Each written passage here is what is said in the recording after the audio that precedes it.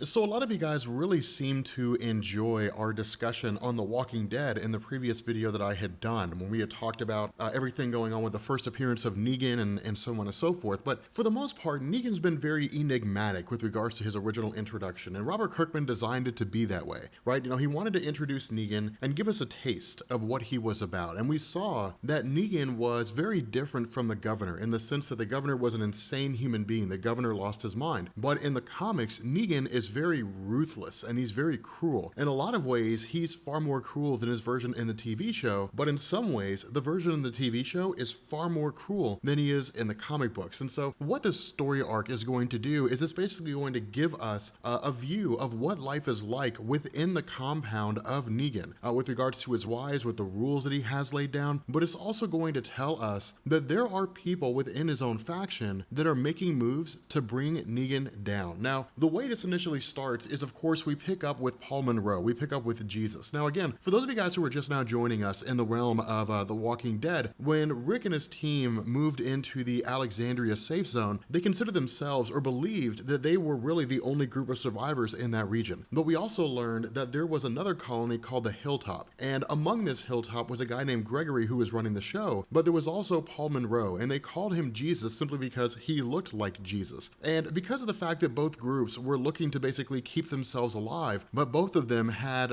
items that they could trade with one another in the sense that the Hilltop was very agricultural, whereas the Alexandria safe zone was very weaponized. The idea was to work together, and for a while, and in fact it'll be this way for a little bit, Paul Monroe will basically be the go-between for the two of them in the sense that Paul Monroe will be the way in which these various guys from the Alexandria safe zone are able to communicate with the Hilltop and so on. But we had also heard hints, little bits of information coming out of Paul Monroe saying that there is a group called the Saviors, and the Saviors basically demand tribute from the Hilltop in exchange for protection. But because of the fact that Rick Grimes and his team are weaponized, it really seems as though there's no need for the Saviors anymore. And so what this did is it led to the conflict with Negan killing Glenn. It led to the events that surrounded the death of Abraham in the sense that Negan had basically stepped in to stake his claim, to basically say, I don't care if you're weaponized or not, you still have to pay your dues to me. Now, while Negan was killing Glenn while Abraham had died, at the same time this was happening, one of his guys, who we can kind of consider to be his second in command named Dwight, had led an attack on Alexandria while Rick and his team were away. Now, because of the fact that Andrea is very capable in terms of her ability to shoot,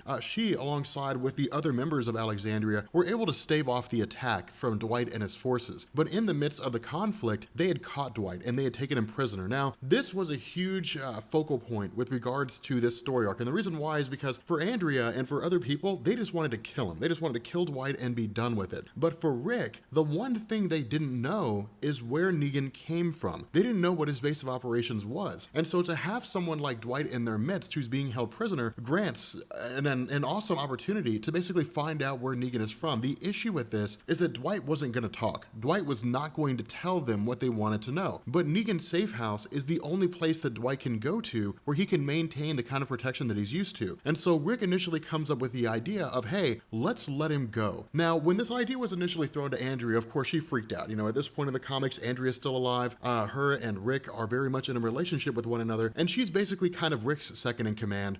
It depends on the situation, but for the most part, that seems to be the case. And the idea was that he didn't tell her what his plan was. Instead, he basically just said, we should let him live. We're not the kind of people that kill individuals. And because of this, Andrea really didn't like the direction this was going in. But once he opened up and once he told her what was going on, she said, that's a brilliant idea. Don't ever keep me in the dark again. And the result was that they let Dwight go. And in response, while this was happening, Paul Monroe followed him. Now, of course, the purpose of Paul Monroe doing this was to effectively find out where Negan's base of operations was. But the issue is that, when it comes to the Saviors, they're very adept to navigating the terrain. And because of this, Dwight doesn't really pick up on Jesus per se, so much as he almost becomes aware of him a couple times here and there. But while this cat and mouse game between Paul Monroe, all this cat and mouse game between Jesus and Dwight is taking place, Negan appears in Alexandria. Now again, we knew this was going to happen because after Glenn had died, Negan said, I will be there in a few days or so to collect my tribute. You better have it. And again, this is really just Robert Kirkman telling us that Negan is, well, for all intents and purposes, he's kind of out in left field. He's not really crazy so much as he's a guy who lives by a very particular set of rules. And the idea here is that he walks in to Alexandria with Rick Grimes letting him in due to the fact that Rick Grimes knows that, again, if he disobeys Negan here, it could lead to to the death of everyone. Not only that, again, Rick Grimes is playing the long game. What he basically says here, at least with the conversation he had with Andrea, was we need to let Negan believe that we have no counterplan. We need to let Negan believe that we have no intention of standing against him. It'll allow him to lower his guard, and when that happens, we'll swoop in and we'll stab him right between the ribs. Not physically, but metaphorically, with regards to bringing Negan down. And so this is all part of Rick's plan. He basically acquiesces. Now, also keep in mind, Rick doesn't really want to come off as a coward here, simply because of the fact that everybody in the community is watching him. Not all of them know everything that's going on. Rick is basically just kind of rallying them and saying, hey guys, we gotta relax, we gotta chill, we have to follow the rules for right now, things will get better later on, and they just more or less go with it. But in the midst of Negan traveling around Alexandria, he's also met by the arrival of Carl. Now, Carl's a funny situation here because Carl in the comics doesn't, pardon my language, he doesn't put up with anybody's shit. In the TV show, he's kind of a coward. Sometimes he is, sometimes he's not, sometimes he's tough, sometimes he's not. It just kind of varies. In the comics, he's very much an intense character. And because of this, he basically, tells Negan, get out of here or I'm gonna kill you. Now, Rick steps in, of course, and says, hey, we don't do this. All it's gonna do is cause problems. And so the result is that once Negan and his forces basically pack up all these supplies from the Alexandria safe zone, they set about their way. But what we learn is that they have a stowaway, and this stowaway comes in the form of Carl. Not only that, Carl has the machine gun that belonged to Abraham. Now again, what this does is it gives an opportunity for us to basically see that there's going to be a tense situation here with regards to Carl, once he arrives at this location. But what I want to do for a second is I want to jump back to Jesus. I want to jump back to Paul Monroe, because as we would expect, there had to be some resolution to this situation, right? I mean, you can't have two people who are going to the compound of Negan, both of whom are going to see everything that's going on. Something has to happen. Something has to give. And so what happened here is that along his way of following Dwight, several other members of the Saviors also come out to greet Dwight, but then they realize that Paul Monroe's following him. And so Paul Monroe is able to fight off some of them, but ultimately he's taken by surprise and he's thrown in the back of a truck, and he's going to be taken to the location of the Savior's base. And this is when we learn that the Saviors themselves are very much operating out of an old steel mill, it looks like, or a factory of some kind. They don't really have a super concrete, lavish setup. And that was one of the interesting things, because we would think with someone like Negan that he would have a super solid compound. Maybe it'd be a great big huge house. We wouldn't know everything that was going on, but the idea of Negan and his forces residing within a factory actually works well with his character, because Negan really has this sort of industrial, the devil-may-care kind of look about him, and having him residing in a factory just kind of goes hand in hand. But the overall theme here, though, is that they're not without their own measure of protection. Yes, they have barbed wire fences. Yes, they have, guards monitoring through different outposts and so on, but they also have a wall that's surrounded by zombies. And so this is just an extra layer of protection, and it's actually a pretty smart thing to do. But as they're making their way, as the forces of Dwight and so on, as they're making their way to the factory in order to present Jesus to Negan, Jesus is able to make his escape. And so because of this, Dwight and the other guys say, we're never going to mention this again. Now, this is kind of important here. And the reason why this is important is because of what happens next. When Dwight arrives, he's not really looked at with respect by Negan. Instead, Negan considers him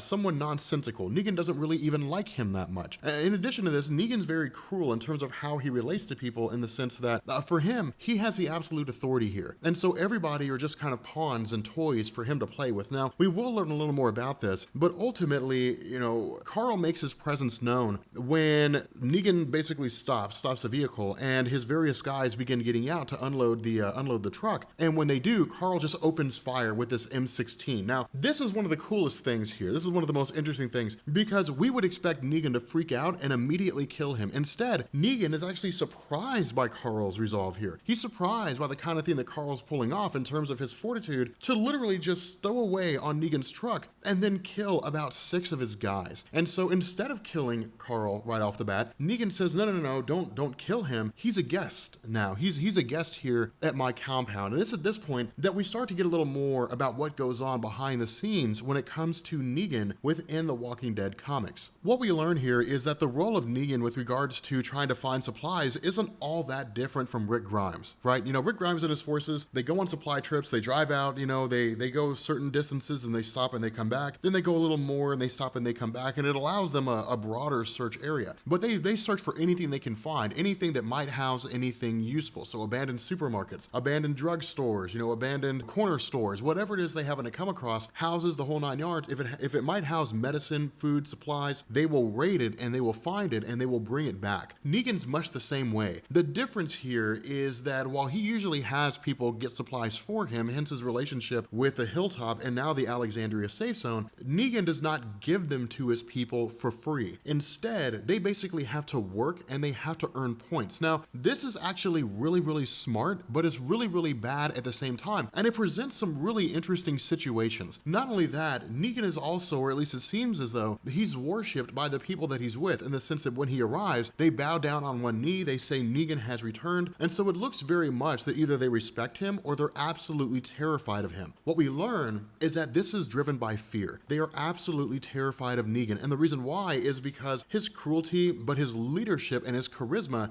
have driven all these people towards them, or I guess driven these people towards him, and if faced with the choice between abandoning Negan and taking off into the wilds, or living in a life of servitude, they would rather choose servitude. And to sidetrack from this comic for a second, that's not uncommon. There's a lot of different theories, a lot of different philosophical arguments on how human beings exist, but the common theme here is that if society were to come crashing down tomorrow, right, that governments were to fail, you would see a rise of petty strongmen, you'd see a rise of small-time warlords, and you would see people flocking to those individuals for some measure of protection, because it's easier to have someone else protect you than it is to protect yourself. And maybe it's just a byproduct of human society, maybe it's just a byproduct of evolution, maybe it's just simply a fact that people in this day and age wouldn't know how to take care of themselves by growing crops and so on and so forth in the same way that 2 generations ago people knew how to do. And so if tomorrow everything came crashing down, a lot of people would struggle, because in my generation, the generation that's going on right now, they don't know how to grow crops. You know, they don't know how to go out and how to plant all the vegetables and fruits that are necessary for survival. Maybe a group of people could do that, but in the end, you would likely see a scenario like this, where people would turn to cowardice and they would fall under the direction of someone telling them what to do, as opposed to trying to make their own way. And the way that we see this, one of the most notable ways that we see this, is with the wives of Negan. Negan has about 5 different wives, and this situation is one that's usually done willingly. These women will abandon their husbands and they will take up residence with Negan as his wife. Now, what he says here, and the way he says it, is kind of cryptic in the sense that he may say one thing and he might mean another, and we'll actually find out that things are a little bit different later on down the line. But it seems as though these women can offer themselves to him, and if he's satisfied with them, he'll take them on as wives, but they can leave anytime they want to. At least that's what Negan says. Now again, he has Carl watching all this stuff unfold. He has Carl with him watching all this happens, but Negan says they can leave if they want to, but the one thing that they can't do, the one thing that they're not allowed to do, is to cheat on him. And so what's revealed here is that one of these young girls named Amber had basically cheated on Negan, so to speak, by spending the night or, engaging in intercourse with the man that used to be her husband. And so because of this, Negan says that a punishment is due here. And so Negan effectively leaves, or at least he takes Carl to the next room, and he begins having a conversation with Carl, while at the same time, he has one of his guys fetch the iron. Now, with regards to his conversation with Carl, this is a really interesting scenario here, and I really like what happens because it gives Negan a lot more character. Negan, I think, is one of the best character-driven individuals in this story, and the focus to character is so cool here. Initially, when he talks to Carl, he says, look, man, it's like talking to a Christmas present. You got to unwrap your face. And when Carl unwraps his face and reveals the fact that his eye was shot out, Negan's reaction is totally oblivious to the effect that it has on people. He's very much a social, like a person right now with regards to social media, that after a while, it kind of desensitizes you to the effect of what you say and how it affects other people.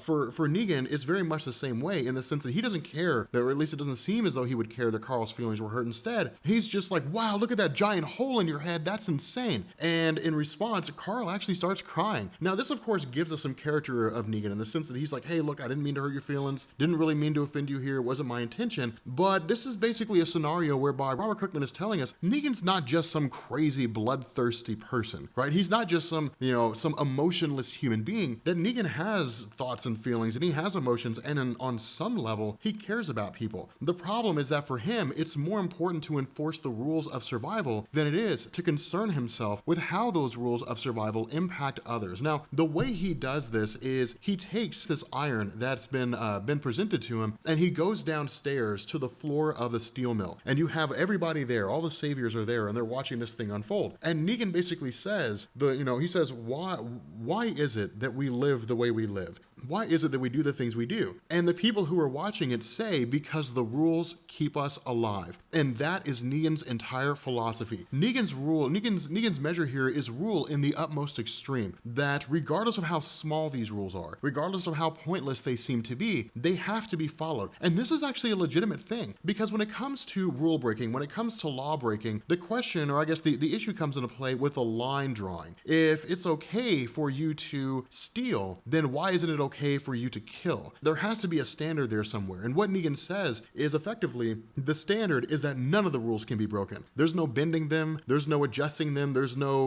working around them. There's the rules and there's you breaking them. And if you break them, you pay the price regardless of what rule you broke. Now, it does really keep everything intact. And I would say the fact that these saviors have made it this long is an indication that Negan's system actually works, because if it didn't work, they wouldn't have made it this long in the first place. But the fact remains here that because his wife Amber had cheated on him with her husband, he takes an iron and he brands the entire side, or burns the entire side of her husband's face. And so because of this, her husband will forever go forward among the saviors with everyone knowing that he broke the rules, that he engaged in adultery, and that according to Negan's perspective, he slept with Negan's wife. Not only this, we learn this is not the first time this happened, that the reason why the entire side of his face is scarred is because his wife, or his former wife, is currently a wife of Negan. And the two of them had engaged in intercourse after she had become Negan's wife. And in response, Negan burned the entire side of his face. Now, Dwight will give us a little bit more of an explanation on what's going on with regards to his whole wife in that situation. But again, for Negan, it's really just showing Carl how things work, and showing Carl that even though these rules seem wildly extreme, even though the punishments seem wildly excessive, the punishments do work. The punishments do keep things in check. And so what we do here is we pick back up again with Jesus. And of course, Jesus is basically making his escape after jumping out of the Jeep that was being used to transport him to where the saviors are. Not only that, while he's making his way back to the Alexandria safe zone, we also join up with Rick Grimes and his team as they're engaging in this hunt for Carl. Now, the way in which they do this is actually really, really cool. It's usually like 2 steps forward and 1 step back. And what I mean here is, I don't really mean that in a bad way. What I mean is they go out and then they clear out a bunch of zombies, and then they step back and they look around. And then they go out 2 more steps and they kill zombies, and then they come back and they look around. Now, I don't mean steps physically or, literally. I mean, maybe it's a quarter mile, 2 quarter miles or something like that. But the fact remains here that they're creating this huge, broad search area and clearing out zombies while they're there. But what we also find out is that for Rick, this is essentially all a ruse. What happens here is he sits down and he basically, he's resting with Andrea while she's sleeping, and he's met with the return of Jesus. And Jesus begins talking with him and effectively says, hey, look,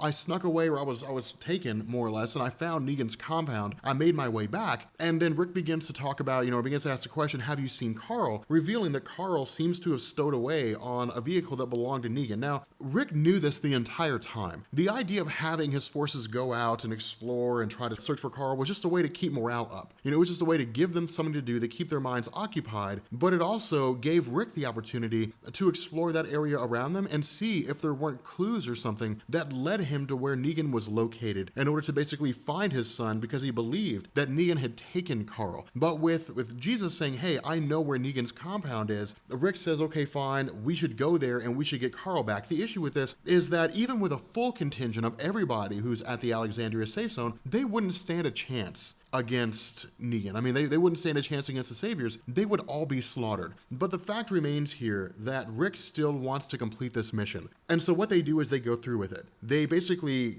head out to the savior's location to see if they can't locate Carl. The kicker here is along the way, they run into Negan.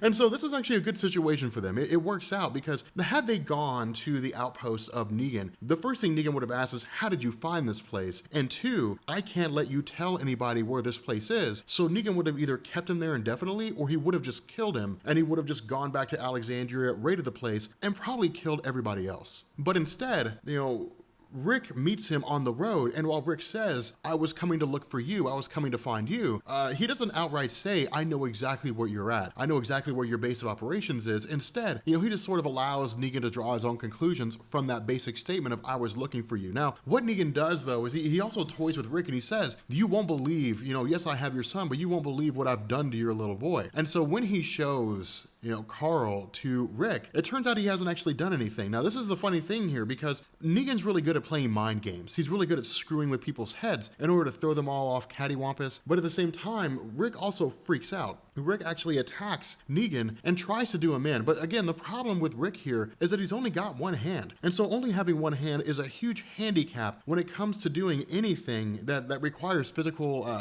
action, that requires him to engage in a fight or sometimes even protect himself. And so because of this, while he is able to hold his own against Negan in the very beginning, in the end, Negan's easily able to take him over. Now again, once Carl is shown to Rick, Negan says, hey, look, I was just messing around. I haven't actually done anything to your child. And this is Robert Kirkman showing us that Negan has a really dark humor here.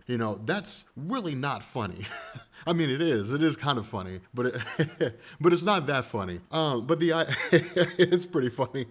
But the idea here is that, it's screwing with Rick. It's messing with Rick. Not only that, it's Negan establishing a point. And this is really the basis here. When you get past Negan's dark humor, when you get past his cruelty, he's always proving a point. He's always saying something. Sure, it would be easier if he just told Rick this, but it's always easier for him to show people how serious he is. And what he does by showing the fact that he's done nothing to Carl is he makes the case to Rick, as long as you cooperate, as long as you do what you're told, as long as you give me supplies when I come to get them, I'm not going to hurt anybody. I had your kid under my control for a day and a half, and I haven't done anything to him. I haven't harmed him, haven't harmed a hair on his head once. If you do what you're told, it'll stay this way. You can have your kid back, no muss, no fuss, and we'll call it a day. But if you misbehave, if you decide not to do what you're told, well, then things are going to get very messy. And that's basically, Negan saying, I'm going to go ahead and just start killing people. I'm going to start eliminating people everywhere. And so ultimately, again, the group basically just parts ways. The group splits on their own behalf, and Negan's forces go back to their own location,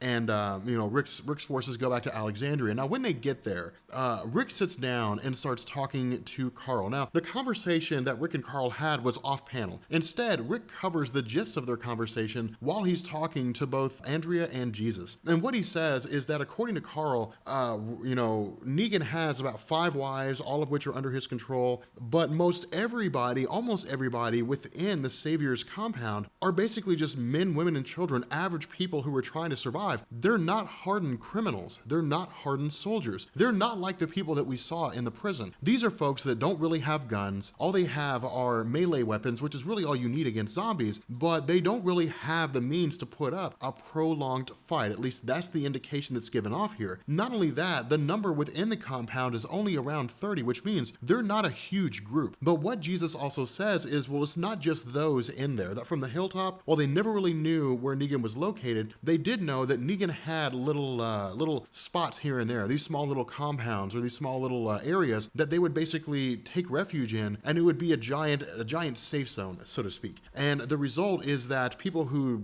sent supplies to Negan would drop them off at these small little watchtower areas, and then those supplies would be taken off to the main compound itself. And so because there are so many of these watchtower areas, the result is that soldiers have to be stationed there. And so this is basically us learning that Negan's forces are spread pretty thin, that they're kind of spread all over the place, and that if something were to happen, if they were to attack Negan's main base of operations with any number of immeasurable force, then it would result in Negan having to call everybody in, and it would take time for that to happen, meaning that by the time those people arrived, that likely the conflict would be well into being over, and it would be a simple mop-up job after that. And so what we do is we find that Jesus had basically said, okay, if that's the case, if what we're talking about here are battle formations, if we're having this discussion where we're talking about a march to war, then it's time for you to go meet Ezekiel. And so what Jesus does is he takes Rick to a place called the Kingdom. Now, the Kingdom is a new introduction here, and the Kingdom is probably the biggest refuge, the biggest area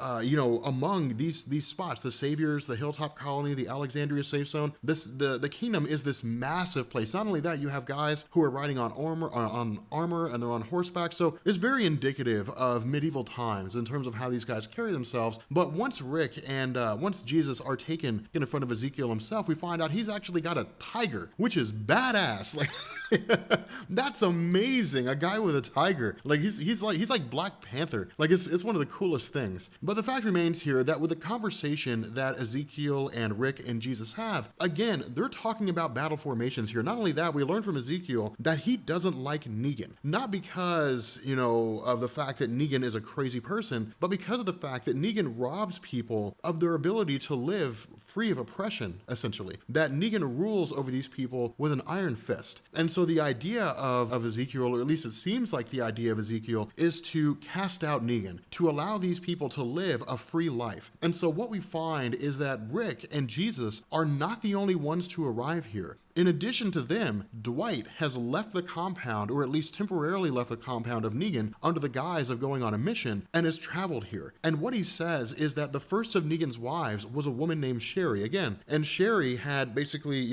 done that willingly because she believed it would have made, the life of both herself and of Dwight easier. The problem with this is that Negan uses her for his own ends, and Dwight is really put down upon. His life is a little rougher than it has been. Now, he does carry out the things that Negan wants him to, and it's better than it could be. But the fact remains here that for Dwight, he's tired of living this life. He's tired of living this life under Negan's oppression. He wants his wife back. And the only way for him to achieve this is to basically turn against Negan. And so in effect, Dwight is now going to become their man on the inside. Dwight is now going to become one of the several people who are going to work against the forces of Negan from the inside out. With that being said, we're going to bring this video to an end, and The Walking Dead is super cool. This is only like the second one. This is called What Comes Next, I think. After this, it's March to War, and then I think it's All Out War. And then we get into the Whisperer War. Oh my God, the Whisperer War is so good. You guys thought you knew what was going on with zombies before. You guys have no clue. But anyway,